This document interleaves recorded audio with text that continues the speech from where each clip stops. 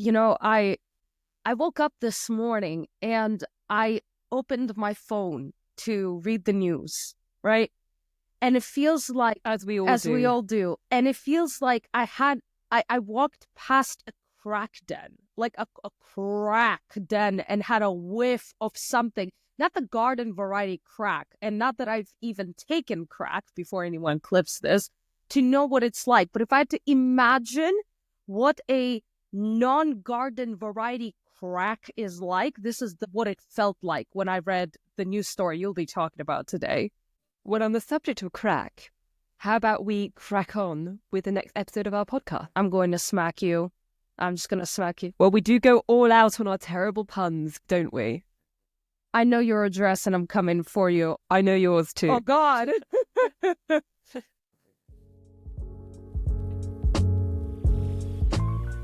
Welcome to All Out on the Eastern Front, a podcast where we talk about the most important stories from Eastern Europe and Eurasia each week. I'm Charlie Hancock, a journalist at the Moscow Times and writer about European security at the Crisis Europa Substack. And my name is Kat Shengelia. I'm an MA student at King's College London, doing my little war studies degree, and a wannabe journalist. So, Charlie, I want to remark, it's been a month,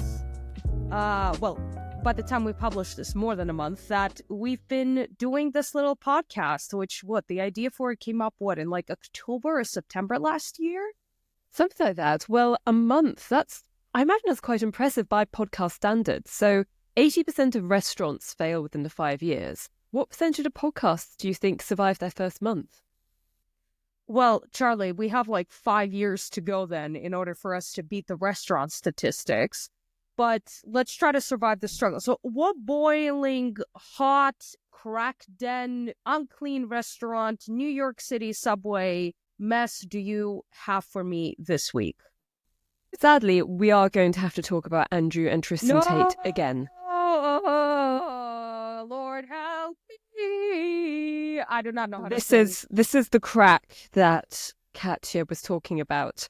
Just before we sat down to record this, the news broke that the misogynist influencers detained in Romania on human trafficking and rape charges, which they deny, are currently on their way to the US. Both men are dual UK-US citizens and outspoken Trump supporters. Romanian prosecutors confirmed that the men have been given permission to fly out, but that they must return to Romania when summoned for their next hearing, which is in late March. For legal reasons, the two brothers, describe themselves as misogynists. So if y'all want to sue for legal reasons, we're just using the terminology that these guys are using about themselves. Quite. But this doesn't only matter because of how objectionable these men are, but because of the US. Last week, Trump's special envoy Richard Grenell told Bucharest to give the men their passports back and allow them to travel. That was the same week that Vice President J.D. Vance berated Europeans for apparently betraying democratic values like freedom of speech. We don't currently know to what extent the US was involved in this decision, but if they were, then this would be a clear sign of Bucharest, a NATO ally, in an incredibly important position in European continent, buckling under pressure. I mean, look, the precedent of the United States, and not just the United States, actually, Russia and Israel as well, maybe even China, the precedent of the U.S. protecting Americans under any circumstances, especially when the country they're dealing with is weaker, it exists. Yeah, and in this case, there is an extradition treaty with Romania, but political forces can mean that won't be followed. Yeah, and it's not just that. It's also, we're dealing with a time in which, as Trump mentioned I think it was yesterday during his press conference, right? He accuses the EU of being created to screw over the United States, right?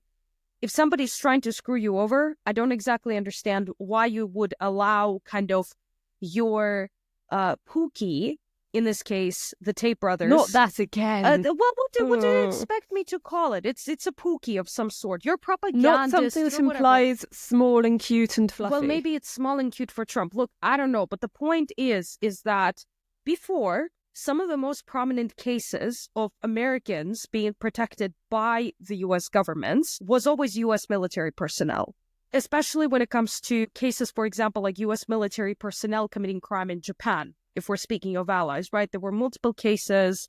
Thank God. Right? It's not like the president of the United States personally knew these soldiers. If they have a special status, so to speak, in the hierarchy of American politics / society. But in this case, Andrew Tate never served in the U.S. Army. So we're entering an era where Trump saves his men and uses the power of the United States to do so based on sort of personal factors. So what else do we have from Romania? Anything good, maybe, please? Well, it depends on your perspective. Oh, God. Listeners might remember Calin Georgescu from last week. He is the anti-NATO and anti-Ukraine candidate who shot to the lead in Romania's aborted election last year, before the process was annulled and ordered to be rerun after Romania's constitutional court was shown evidence of a large-scale foreign influence operation that thrust Georgescu from obscurity into the lead just before the final round of voting. Unless you ask Vance. Yes, and he would probably object to my use of the word aborting in that context. But the vice president might also not be too happy to hear that on Wednesday, Georgescu was arrested and charged under 6 counts, including acting against Romania's constitution, improper finance reporting, founding or supporting a fascist, racist, xenophobic or anti-Semitic organization, and promoting war criminals and extremist actions. I'm not sure how Vance is going to feel about this. Maybe he'll choose to stay quiet, or maybe he's going to lose his marbles. Well, Georgescu seems to think so. He told TV reporters that American sanctions would, quote, clarify the situation in Romania. No way! He didn't elaborate on what he meant by that. But it seems like he expects Washington to apply some kind of pressure against Bucharest, which allowing the Tate brothers to travel might be precedent in that regard. And Georgescu, to bring things back to Romania, he also said that the arrest was an attempt to stop him running in the election redo. Well, while Georgescu is pinning all of his hopes on America to save him, let's quickly switch to Ukraine. Romania's neighbor. My fatherland is definitely not having a good time. No. Tell me about it. So for the last 2 weeks, we went over the larger drama taking place between Ukraine and the United States. TLDR, Trump began to aim for a deal that would grant the United States access to Ukraine's deposits of critical and rare earth minerals while offering nothing in return, at least initially. The initial proposal, demanded for 5 billion Benjamins, Billion Benjamins in Ukraine's resources for nothing. For those of us who don't speak American, that is $500 billion.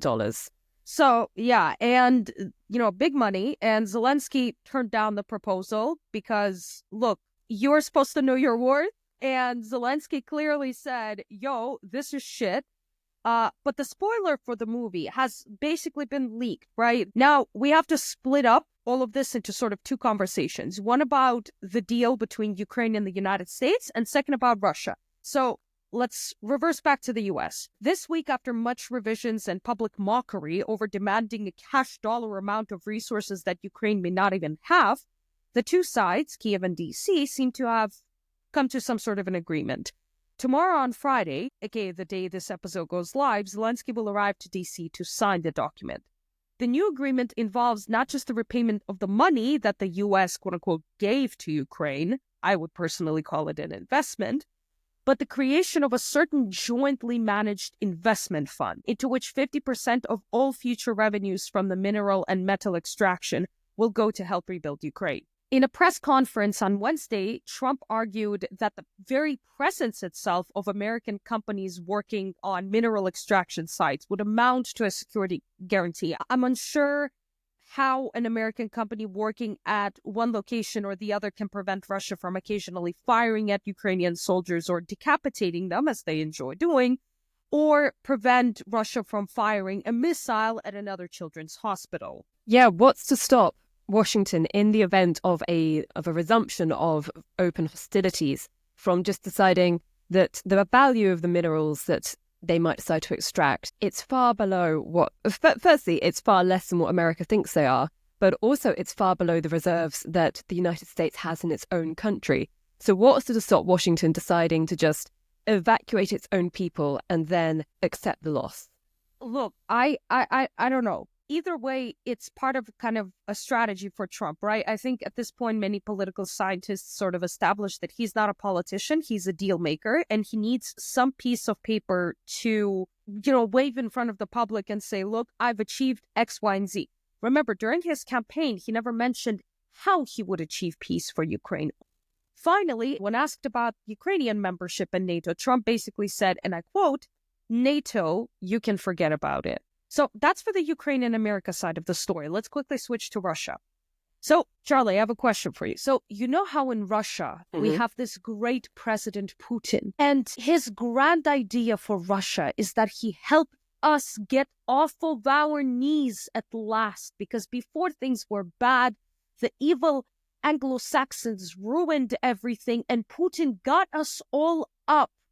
And he seems to have done that so effectively that Russian men's life expectancy dropped in the last couple of years. So they're immediately dying the moment they get up off of their knees. In a major policy shift, the Russian president has proposed economic cooperation with the United States, specifically in the extraction of rare earth minerals and aluminum, including, by the way, in newly annexed territories of Ukraine. This started a shitstorm because Russia's mill bloggers, or, Z bloggers, they all began pooing themselves and talking about how this is a betrayal of national interests and a stark departure from kind of the traditionally anti-American stance.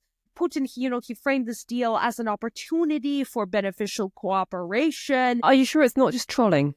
I don't think so. I don't think so. Look, for many years now, people who are familiar with Russian politics, and specifically the rhetoric that has been coming out of Putin, they've been talking about an interesting theme and that surrounds the Russian president, that despite all of the anti-Western rhetoric, he cannot help himself but to either be jealous of, compare himself to, or want to be like the West, right? Like he hates the West, but he wears Laura Piana coats. And of course, we don't know whether this is an ad hoc announcement by the president or if he wants to try to outdo Ukraine. But I want to note this down.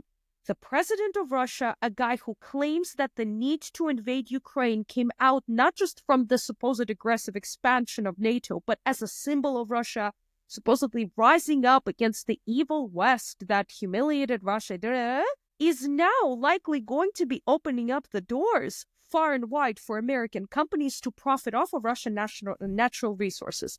Thus, I'd like to congratulate the spiritually elevated 5D chess pro-Putin supporters on entering 90s 2.0. Now, continuing with our exploration of the crack den that this week has been and the theme of U.S. influence on Europe, Charlie, you have an interview for us this week. Yes, well, listeners may be familiar with Project 2025. The documents Democrats claimed was the blueprint for Trump's second term and would turn the United States into a Christian nationalist autocracy. Now, Trump, during his campaign, he said that he had nothing to do with this document, despite the fact that it had been written by a lot of people who were part of his team. And, I mean, not everything in it has come to pass yet. I haven't heard anything about Trump wanting to ban pornography, for example. Well, but I mean, look, if he had nothing to do with it, then I'm Minnie Mouse. I don't know what to tell you. I think we can over-attribute the influence of this document itself, but a lot of the people who wrote it are on Trump's team now these days. And a lot of things that it has recommended, such as the downsizing of the federal government, are things that Trump is trying to carry out right now. But the think tank that compiled Project 2025, the Heritage Foundation, they are planning on holding an event which the website V-Square got hold of an invitation to, which will be a discussion about EU treaty reform. It's going to take place next month. Now, what's interesting about this is that it will centre around a report titled The Great Reset, Restoring Member State Sovereignty in the 21st Century, which has been prepared by two European organisations, Hungary's Matthias Corvinus Collegium and Poland's Ordo Iuris Institute for Legal Culture. So what are these?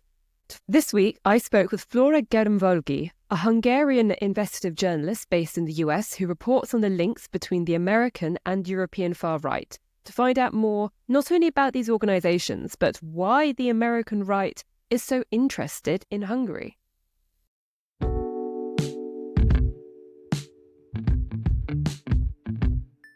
Thank you for joining us, Flora. So please tell me more about these think tanks, the Matthias Corvinus Collegium and the Ordo Luris Institute for Legal Culture. They sound a bit like they're out of a Dan Brown novel. All right. So thank you so much for having me, first of all. Matthias Corvinus College, MCC, is a residential college in Budapest. They have received billions of forints from the Orban government. This is a fund that's comparable with the rest of the country's combined higher education budget.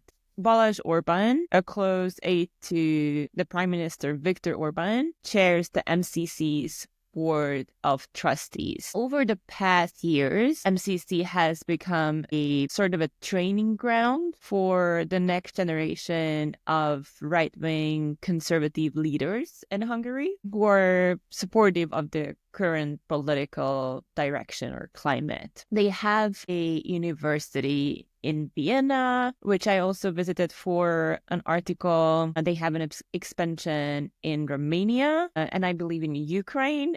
Yes, so what kind of things did you observe when you visited this university in Vienna? I went there to shoot a documentary with a German production.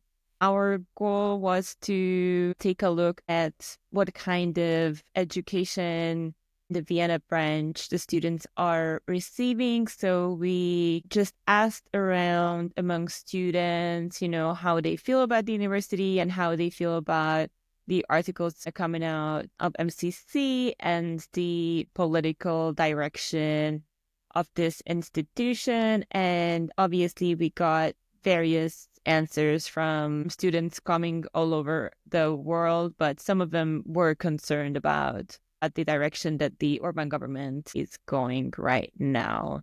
The building itself is in a beautiful location.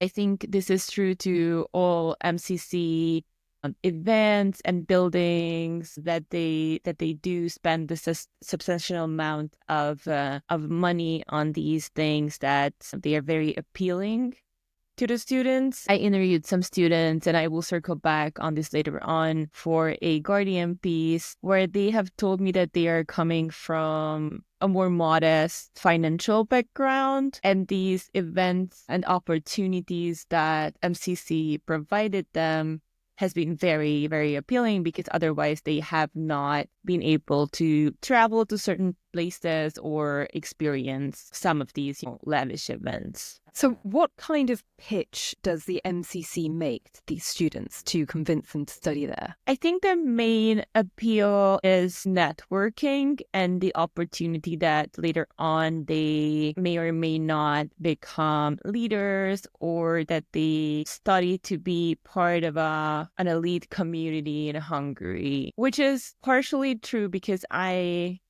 know of some MCC students that later got certain positions in institutions that are close to the Orban government, that are really high-paying positions and roles. Just to give you like a brief look at what's going on in this institution, they have hosted conservative figures such as Tucker Carlson or Sebastian Kurz. So they're inviting really big names in the conservative world. And I think that for young individuals who are sympathizing with this political community or ideological direction, that can be a highly appealing thing.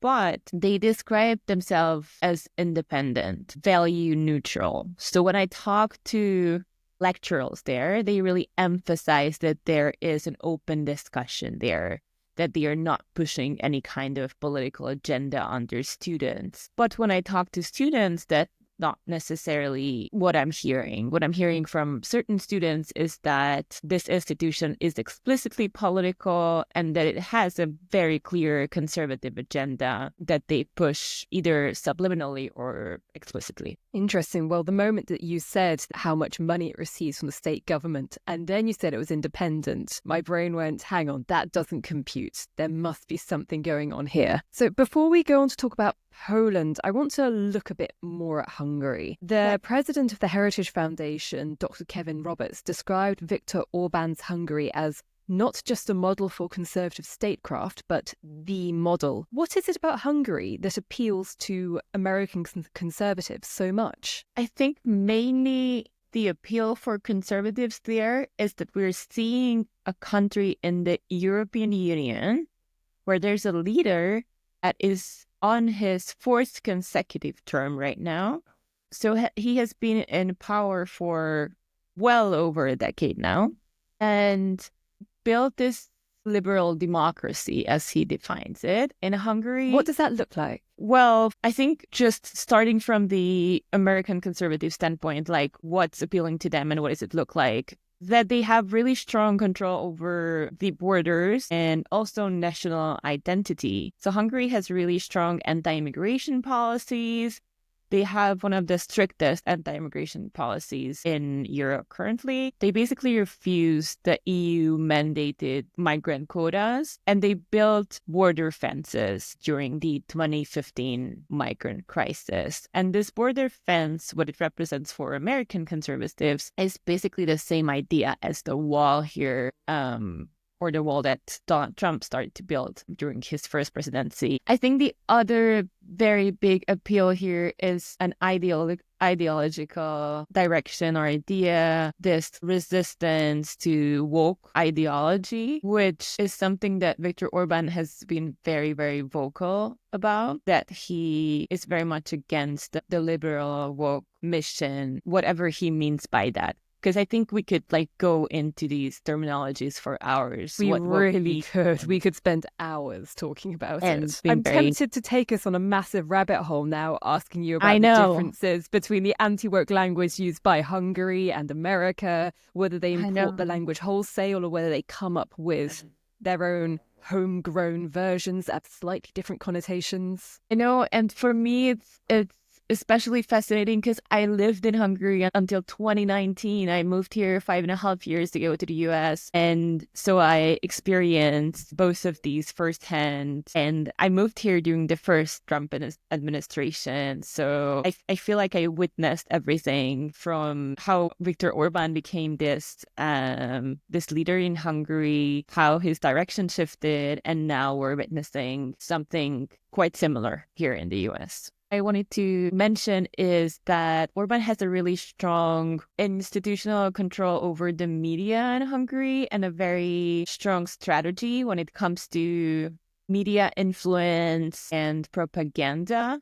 It's a very, very well-oiled machine in Hungary. So it was very different from what we're seeing here in the US right now, that someone signs 1 million consecutive orders in 2 weeks. In Hungary, it was a very, very slow process. So it was much more difficult to pinpoint the very time from when are we saying this is an illiberal democracy or when are we saying this is a hybrid regime. We can, debate of which was that specific moment when Hungary turned into not a democracy anymore. Another parallel, what we're seeing with the US, and I think what's very appealing to them is that Hungary also resisted these global institutions, but mainly the EU. And what we're seeing with the US is that the current administration has a huge distrust in institutions such as the World Health Organization, the UN, the World Economic Forum. Yes, you've reminded me that there was a point I found interesting when, on one of the many occasions that I read Project 2025, suggesting that because Britain, which had traditionally acted as Washington's bridge into Europe, has left the EU, that the US should look to build closer relations with countries in Central Europe. And that, as you alluded to, there's evidence of a much longer collaboration between the American right and populists in Hungary and Poland. And let's unpack that a bit. What happened to relations between America and Hungary? And we can talk about Poland here as well. Under Trump's administration, did that change much under Biden? And does it look like they might become closer now? Right. So Hungary has a really special role here because they have been working on building this relationship for a very long time now. Since Donald Trump came into office, Viktor Orban has spent a substantial amount of money on lobbying, on building this personal connection with Donald Trump. And as a result of that, he was invited to the White House in 2019, which was a huge deal for Hungary because that has not happened for many, many years before that. So we have not seen a Hungarian prime minister in the White House for a very long time before Viktor Orban visited Donald Trump, right? But what we were seeing there and how Trump praised Orban during that meeting was the result of hardcore, heavy lobbying in Washington from the Hungarian side. So they built up this relationship and they spent so much resources and so much energy on building this up. And since then, what we're seeing is that Viktor Orban is basically flying into Mar-a-Lago to meet Donald Trump instead of Biden during the end of the Biden administration. So that was a quite unusual diplomatic move because traditionally, when a head of the country is visiting the US or another nation, they would meet the president or the prime minister of that country, right? But Viktor Orban, what he did is that he visited someone who was challenging the current president. So that was clearly a priority for him to build this relationship with Donald Trump. And he put all of his cards on the Republicans during this election. And he was very vocal about it, that he's not even putting any effort on building good relations with the Democratic administration. And what we saw is that Trump really appreciated this move because he had a leader in the EU who has been in power for a very long time, openly supporting him, even when he was indicted or when he faced these legal procedures here in the US. Has the MCC had any involvement in the development of those relations? So MCC is not a think tank, but I feel like the role that they had in building a strong connection between the US and Hungary is that MCC invited these conservative figures, influencers, politicians from overseas and from other countries as well. So they built this like huge international conservative network during their academic year as well. And also they have this event called MCC Fest where they invite speakers, predominantly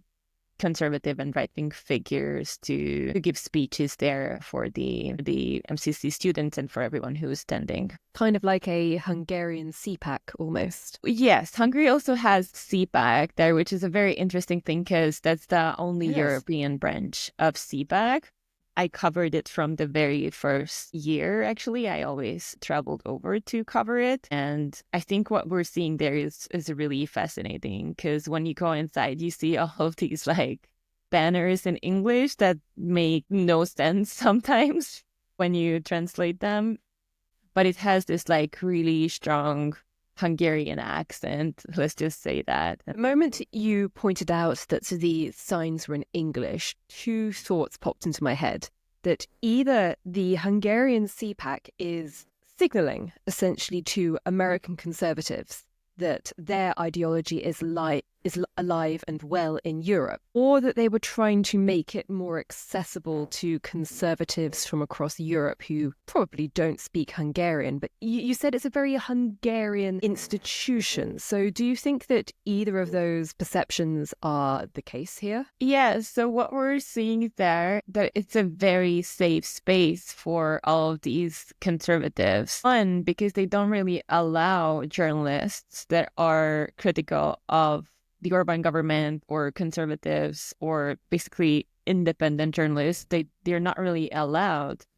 And even when I got into this event, I was removed on the second day by security guards when they found out that I was covering the event for The Guardian. So there are no hard questions here. There are only questions that are aligned with their ideology. So this is an event where they like wine and dine them. Nobody is asking them questions that are not pleasant. Let's just say that. So they are just having a really good time there. And what they're also seeing there is that the path that they have chosen is already very successful in Hungary. So they're seeing a country where conservatives have achieved a tremendous success. So I think that's one of the appeal of the Hungarian CPAC. And the other is that it's an amazing opportunity to network for these conservative groups from all over the world, including probably Poland. So let's have a look at the Ordo Iuris Institute for Legal Culture. What is it? Ordo Iuris is an ultra-conservative religious organization in Poland. They are, according to their own description, working to defend the family and traditional values through research, advocacy, and litigation. They have had a huge impact on Poland's abortion laws regarding LGBTQ individuals. Their work largely contributed to the LGBTQ-free zones that are municipalities in Poland that declare themselves unwelcoming to gay rights, basically. These declarations were largely symbolic, but I feel like they contributed to stigmatizing and discriminating against LGBTQ people. And what we're not hearing very often, because I feel like when people talk about Ordo Iuris, and I'm also not an expert on Poland, I would add that, but I think what we are not hearing very often is that they also opposed the Istanbul Convention, similarly to Hungary, and called it a gender Trojan horse, which would have helped victims of domestic violence in Poland a lot. You might need to explain to our listeners what the Istanbul Convention is. The Istanbul Convention is a human rights treaty that aims to end violence against women, and it defines gender and criminalizes certain types of violence. It promotes equality between men and women, and it provides assistance to law enforcement and organizations on how to handle domestic violence cases. And the individuals and organizations who are criticizing this treaty say that it is a quote-unquote Trojan horse for a liberal agenda, because it also has some elements of preserving the human rights of LGBTQ individuals and asylum seekers. Why would you not want that? So people who oppose this convention say that it has more of a liberal approach to gender and LGBTQ rights, and that it acts of this Trojan horse in these countries to implement laws that are not necessarily aligned with their conservative agenda. Is Ordo Iuris still influential in Poland? Because right now the prime ministership is held by Donald Tusk's centrist coalition.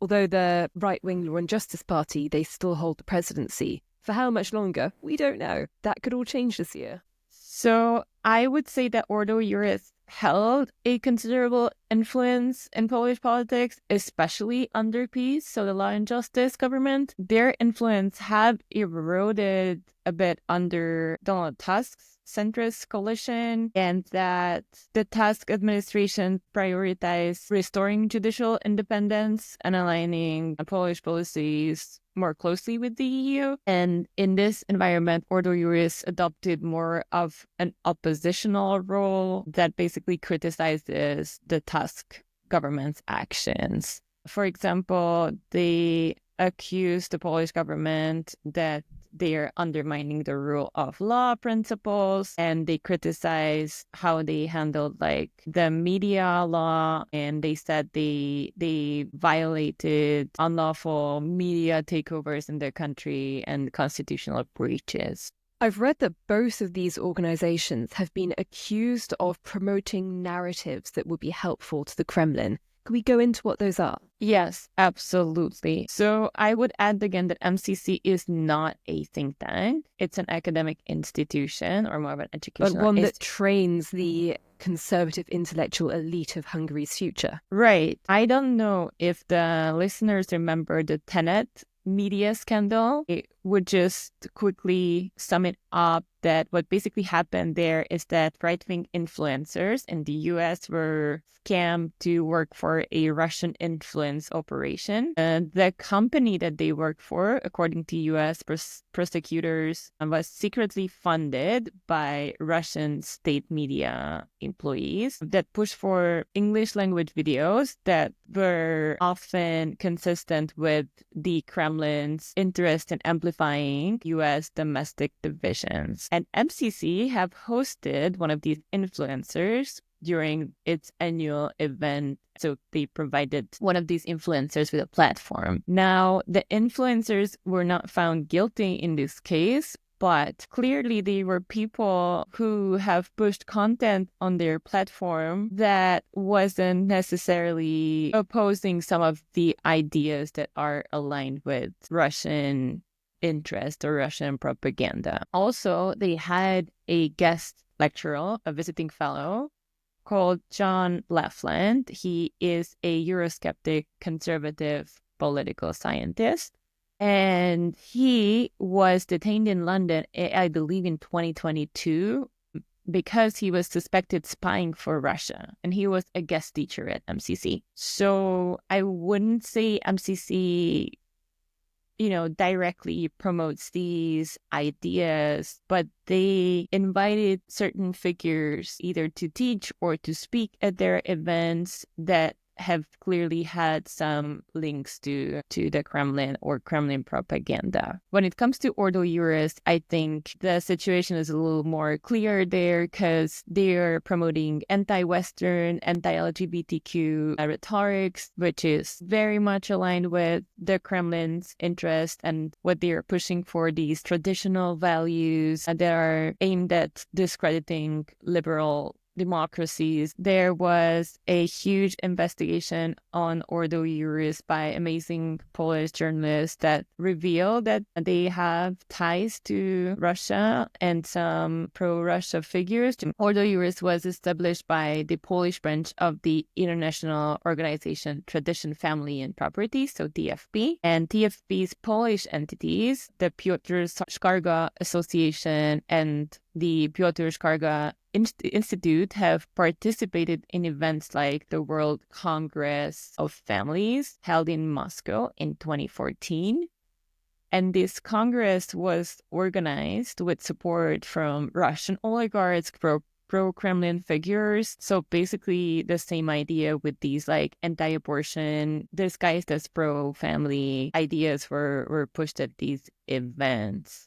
I should say that Ordo Juris have denied having any pro-Russian ties. Yes, they have. But these investigations reveal that it happened otherwise and that they maintain partnerships with organizations such as the ECLG, which is the European Center for Law and Justice, and CFAM. And CFAM is led by a person named Austin Roos, who has participated in also, similarly to the one mentioned above, Kremlin-sponsored events and has connections with Russian figures such as the Russian oligarch Konstantin Malofev and Alexei Kumov. So they have more direct links to the Kremlin and they are more openly working towards pro-Kremlin interests such as undermining EU institutions and spreading disinformation and aiming for more media influence in Poland.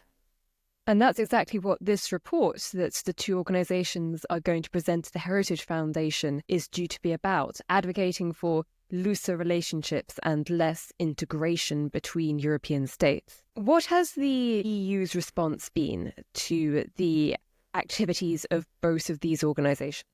So the EU has expressed concerns over pro-Kremlin narratives in institutions in Central Eastern Europe several times. In Hungary, they focused more on Viktor Orban's media influence and the Kremlin's perspectives appearing on Hungarian state media, which includes portraying Ukraine and the Western nations as aggressors, despite the fact that Russia invaded Ukraine. And the Hungarian legal framework right now allows for a very similar act as the Russian foreign agent law that is basically aiming for suppressing civil society and media freedom. EU Commission President Ursula von der Leyen also criticized Orban and Hungary's more pro-Russia stance, and she highlighted concerns over foreign interference, that Hungary is still relying on Russian energy sources. Let's end by looking to the future. If you go on Twitter, you will see no shortage of op-eds looking for historical precedents for the current political situation in America and trying to predict where this could go. The cliché is to talk about 1930s Germany, but I've seen that a lot of op-eds actually suggesting that Americans should be looking towards Hungary and the retreat into an illiberal democracy there. What warning signs should Americans who are worried about the direction of their country look out for from the Hungarian experience? Well, I think these op-eds are largely right, and we are seeing a lot of similarities with Trump's actions to Viktor Orban's laws and his speeches, his narrative, and his approach to democracy in Hungary. So I think looking to Hungary and what happened in Hungary is, I think, a right approach for Americans who are concerned about the state of democracy in the US. The difference is that in Hungary, these things happen very, very slowly. These happened over the course of basically a decade. So I think people did not realize for a very long time, who were not focused specifically on politics. So obviously, I'm not talking about journalists or politicians or NGOs, but I think everyday people did not realize what has been going on in Hungary for a very long time, because it happens so subtly and so slowly. I think the speed of the events here is vastly different with Trump. And I think the legal construct of the two countries is also very much different. Because, for example, in Hungary, the law allows for a prime minister to be elected multiple times in a row.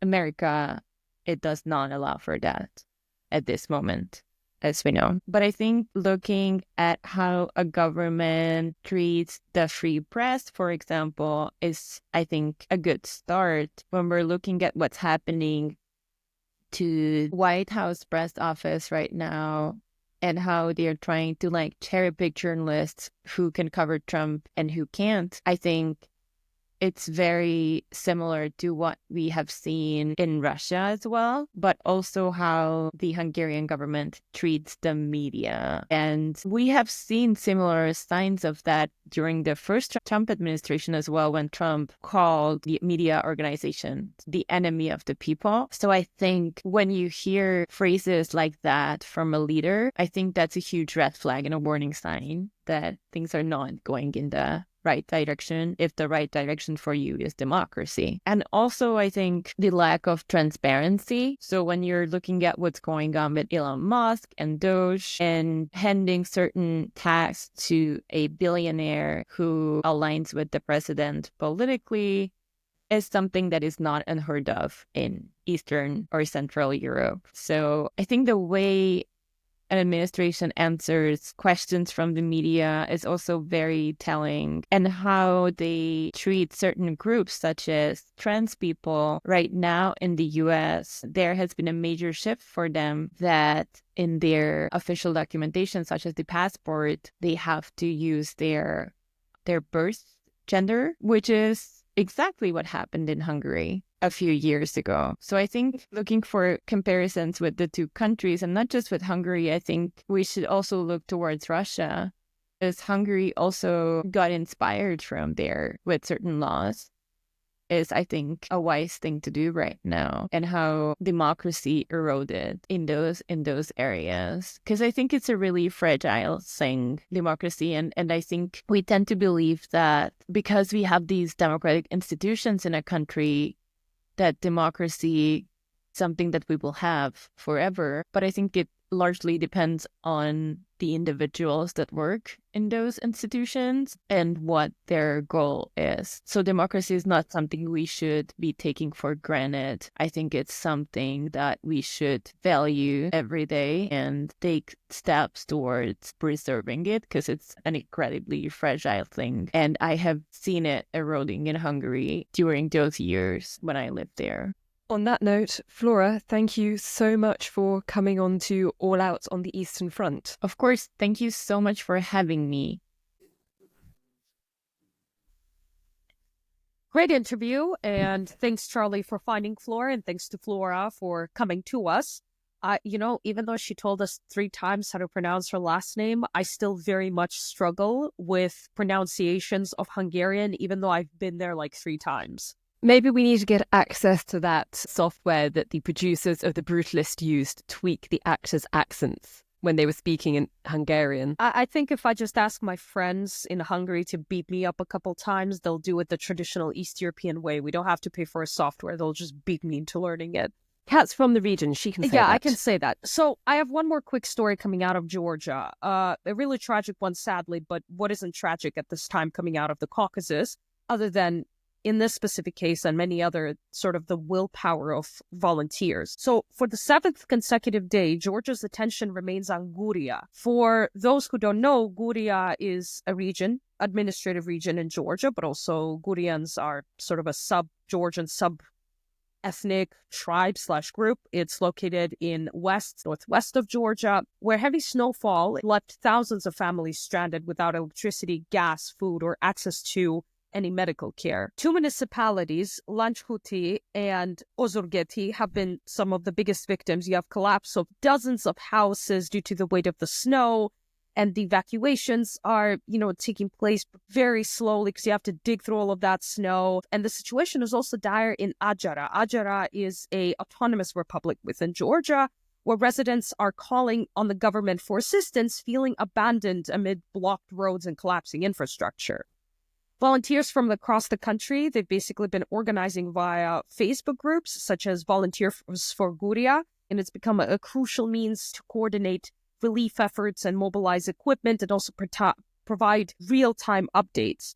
On-the-ground reports indicate that many residents are pleading to be evacuated. However, Georgian Dream's Prime Minister, Irakli Kobakidze, he's sort of dismissed the urgency of everything that's going on. And he accused political opponents of spreading panic and exploiting the situation for political gain. Now, I think he should resign and sort out the yee-ass haircut that he has, because I don't exactly understand how you can say these types of things while people are dying and volunteers are the ones who have to actually come out and try to save people at their own expense. But this is sort of yet another event in which the government doesn't do its job, and its way of dealing with things is to basically just start blaming the opposition and gaslighting everybody into saying this is not actually what's going on, and the evil Soros-funded opposition, or whatever it is this time, is just spreading panic.